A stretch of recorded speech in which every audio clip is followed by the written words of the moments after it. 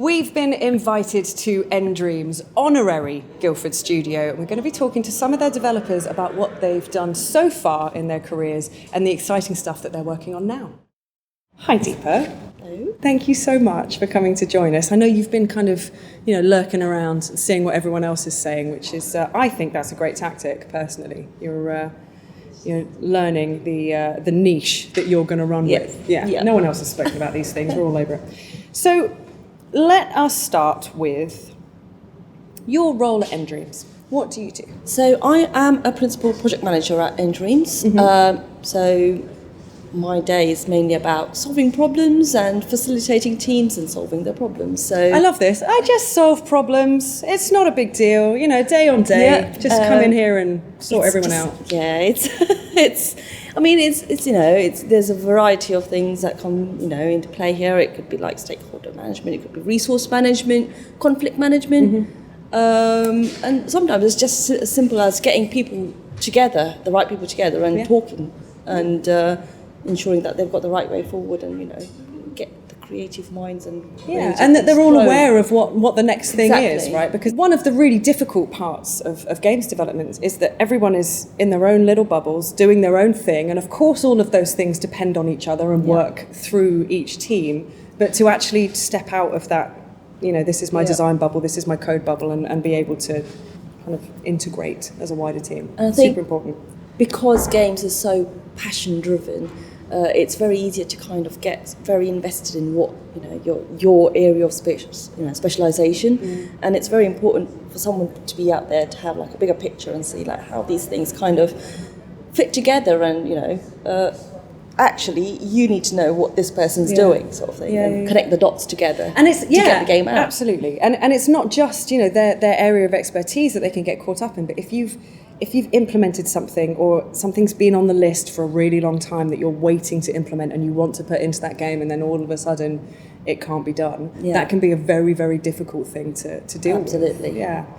Wowzers. So tell us about your kind of professional or educational background and what led you to this point. So for 10 years, I worked in the telecoms industry. This is my first games industry job. Amazing. So that's quite interesting. I'd like to say this actually. I did my engineering in electronics and instrumentation. So had I actually pursued a career in that path, I would have probably been developing the game consoles themselves. Yeah. But I leaned more towards the software side.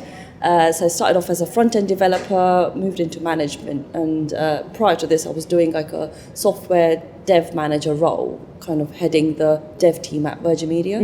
When I first joined nDreams, I started off as a code manager, and because there was a lot of transferable skills there, it kind of allowed me to jump between industries and give a proper segue. That's it. You've got all of those kind of core skills that you're learning. And there are so many of those. Even not just the stuff, the kind of realms that you were moving in, but anything from administration to coding in a different kind of fashion. There's so many ways that you can use the skills you have to bring into the games industry, and there are so many people who don't realise that a skill they have could be quite easily transferred to games.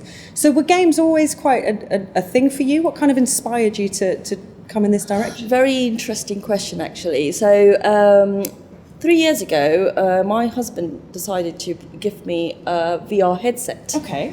Out of the blue? Out of the blue, exactly. Amazing. Out of the blue, because it was not that I was like an avid gamer or anything of that sort. It was just like, here you go.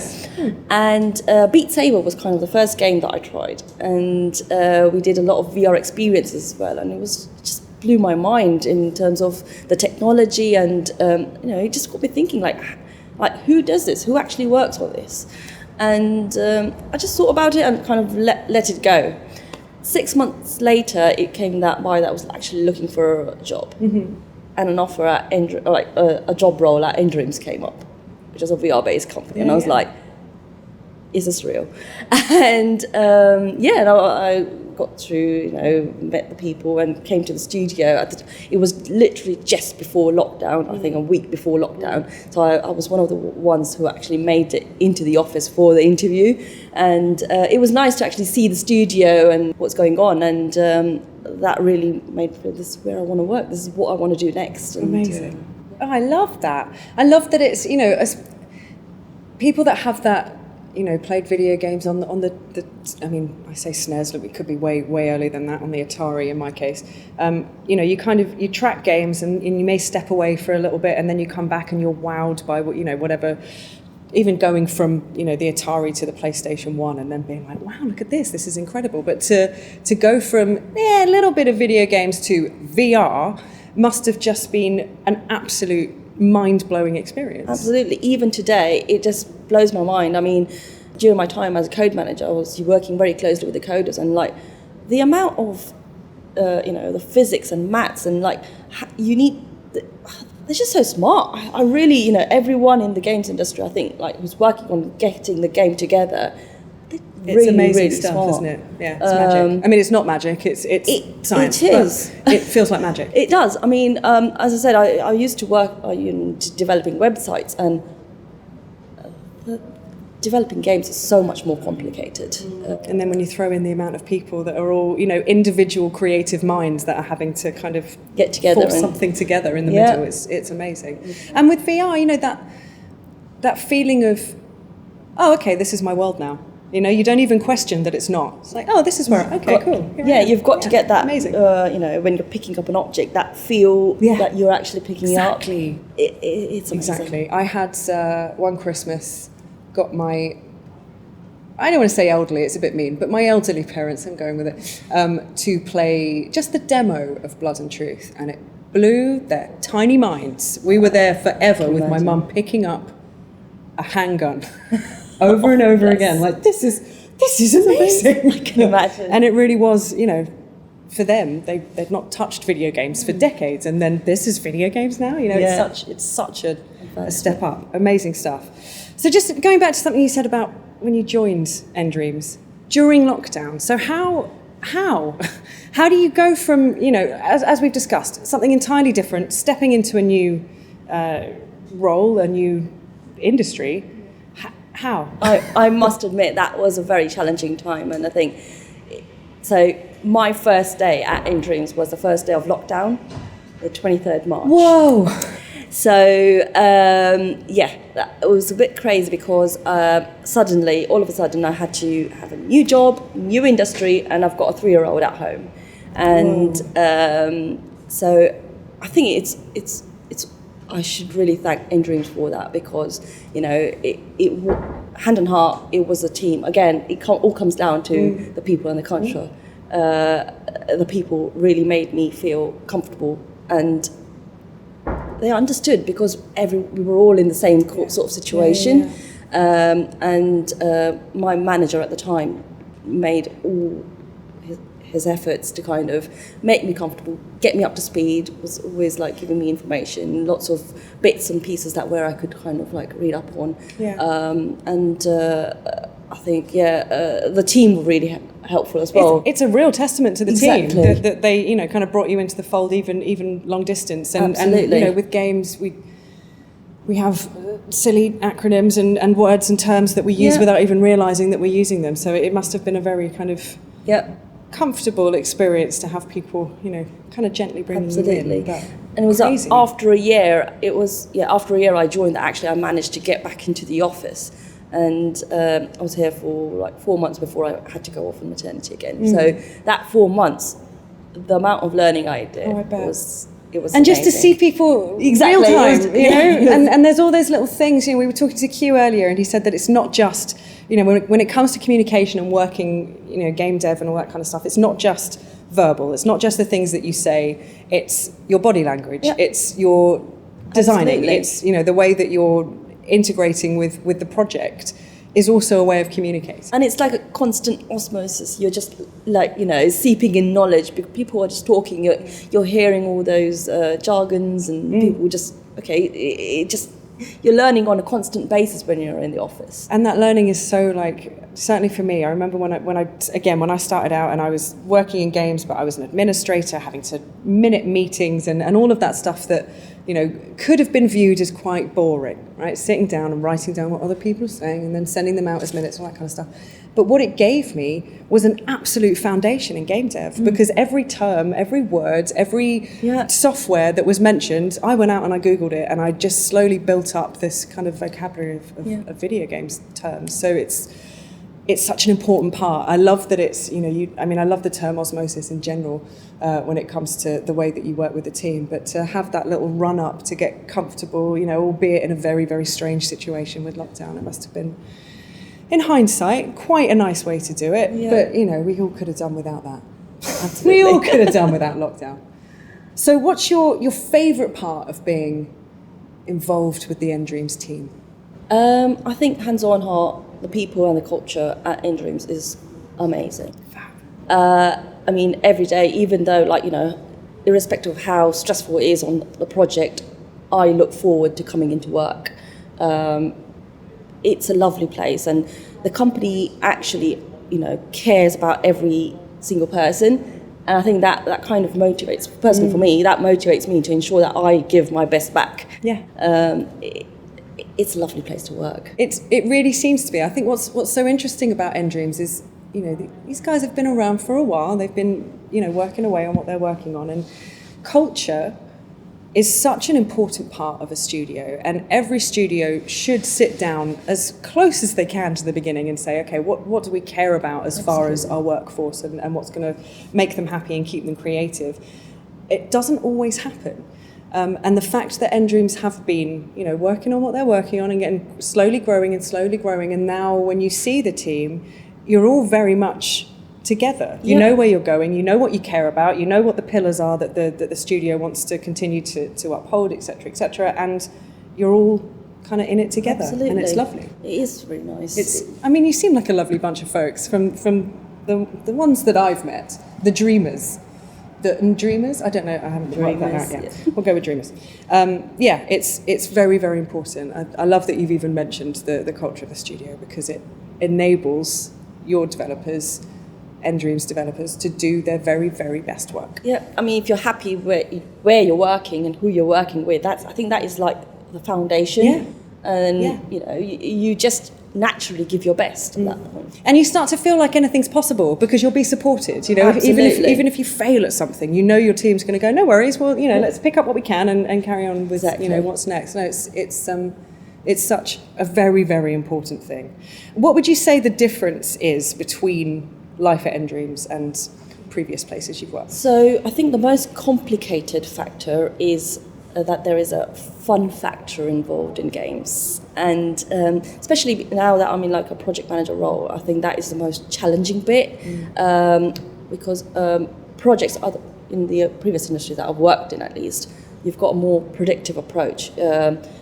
So for example, like for building a website, you've got a UX designer who comes and says, this is what I want, this is what forms I need, got to get that signed off, and that's it, set in stone. You've got a developer going on and doing it. Games is not like that. It's more of an iterative approach. Far more collaborative. Yeah, and very iterative. You've got to ensure that there is fun in the game, and that can, there is a point you can, you can lose it. Exactly. Yeah. So it's far more complicated. And it's more creative as well. Like, I guess that is an obvious answer. No, but it's so true, because this is the thing. You could be creative as a coder working at a telecoms company, but you won't have the inspiration of other creatives necessarily. You won't have that kind of common goal of, we want to do something that makes people feel this, or makes people experience something that they've not experienced. It's a slightly, of course, that the creative element exists elsewhere, but when it comes to games, you've got a combination of creativity and intelligence coming together to build a really fun and fascinating product, like a game. I find it. It's been 15 years for me, give or take, and it still blows my mind daily seeing development teams playing a game that I've been tracking the development of, and then you get to actually see it all come together, and it's incredible. I remember when I first joined the industry, what you were saying about having to make sure that you don't lose sight of the fun element, that you can see the tasks that you need to do as tasks rather than this is for the greater good. I've got to make sure that it fits, etc., etc.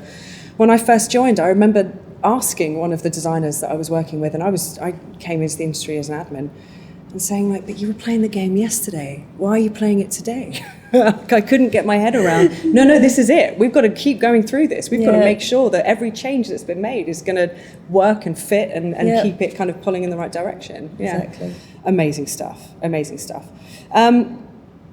Favorite thing about working in games then? And there's a lot of things. No, I think it's just like working with these creative people, and the fact that games is work. There are times that I sit in a meeting and I'm like, is this real? Like the things that we talk about, you're seeing a video and I'm like, the task for the day, you're like, this is fun. Is this okay? Exactly. Am I allowed to do this? Yeah. Absolutely. Yeah. That's still, I think it's still something that, it's what I've loved about talking to you guys today, is that a lot of developers lose sight of that. They can lose sight of what we're doing is really cool. We're coming into work every day and we're talking about video games, and we're getting to pick up controllers and try out iterations and, kind of work with a team to ultimately make a fun experience. It can become, as I was saying before, a list of tasks ultimately, and you have to be able to step back and go, what's the greater good? Yep. And never kind of lose sight of it's about fun. It's all about fun. Yeah, you're trying to make people happy. Exactly. Well, and the experience. The experience. And there will be people, and this is my favourite thing about video games, is that there will be people, millions of people out there, that will have, if we're just talking about Guildford, they'll have a life-altering experience that will be connected to playing a certain game at a certain point with a certain person, or whether it's a parental thing that a parent is saying, I love this game, you should play it too, whatever. There will be fundamentally life-changing moments that happen because of the video games that we're making, and that should never be left by the wayside. It's such an amazing thing to think about. I think also during COVID lockdown, games was a huge kind of lifesaver for a lot of people, I would say, even as a distraction from negativity. So, I mean, I think, it just makes me feel proud that I'm part of that. Yeah, that's a lovely way to look at it. And along those lines, if Animal Crossing hadn't have come out in March 2020, I wouldn't have got through that. There's no way I would have got through that year. 1,000 hours in, wherever I am now. So how does your work at nDreams, do you find that it kind of seeps into your outside life as well? Are there skills that you're taking from the day-to-day? Absolutely, project manager. So I am a mother of 2 children. That's a project management role. Exactly. So I recently came back from maternity, and when I went on maternity, it never felt like I went away from work, because it was just a different project on its own. So, you've got the stakeholder management and juggling requests and all that sort of stuff. So I like that. It really works. And I think I may consider teaching my son Scrum at some point and getting him to do his daily tasks that way. That could be interesting. I'm going to call you in, Deepa. I will need a project manager as soon as he starts toddling around. I'm going to get you in there, if you wouldn't mind. Sure. So if there's anyone out there who's a project manager or working in telecoms or somewhere entirely different that loves video games, would like to get into the industry, but maybe not considering that they've got a transferable skill, what advice would you give? As there is a role out there for you, absolutely. Make sure that you apply, or if don't think that there isn't something that you can work into. If you are passionate about it, there is a complementing role for you in the games industry. Try it. Yeah, that's it. And I suppose it's so easy, especially if you're a gamer, it's so easy to look at these studios as, cathedrals of absolute wonder, and you couldn't possibly imagine that you'd be welcomed into that space. You would, it's about knocking on the door. It's about knocking on the door, making an impression. Exactly. And making people remember you ultimately for whatever, whether it's whichever discipline you're passionate about. It's about being you and bringing that creativity with you ultimately. And I think with the games industry actually growing, there are very few people out there now that are actually games veterans, and it's actually needing people from outside of the games industry. We need more people. Absolutely. So it's a good opportunity. Now is a good time for you to actually. You're try absolutely out. right. And it's that diversity of mind. Of course, the diversity of experience, diversity of culture, diversity of upbringing. All of that stuff is important, but just to come into a game studio with a slightly different way of approaching things can make such a huge difference. Absolutely. To what's happening. And that is, this is one thing I was saying, when I came in, everyone was so invested in their idea, and they just wanted to, fixating on one problem. And because, me coming from a different industry definitely gave that fresh perspective, thinking, why can't we do this way? Because they wouldn't have even thought about that way, because, they're stuck in one way of doing things. That's it, the way that it's always been done, so this is the way that we'll do it. But all of these things, and this is another thing that's so exciting about games. It's not just the technology and the output, but it's how we get there, and who kind of inputs into that situation to pull it in a direction that it would never have gone in before. It can make such a huge difference. It's really a very interesting thing. Okay, one more question. You mentioned that you're a mother to 2 little darlings. At the point that they start to get interested in video games, what do you think you're going to give them first? Probably try out with Little Cities. Good choice. Very on brand. Very on brand indeed. Yeah, it looks adorable. I've not had a chance to play it yet. That'd be a nice way for them to kind of, it's a really cute little game to start off with. I think, a good kind of a creation space that you can then move on to something once you get to an older age. That's very cool. Deepa, thank you so much for sitting down and talking to us. I really appreciate it. Thank you very much.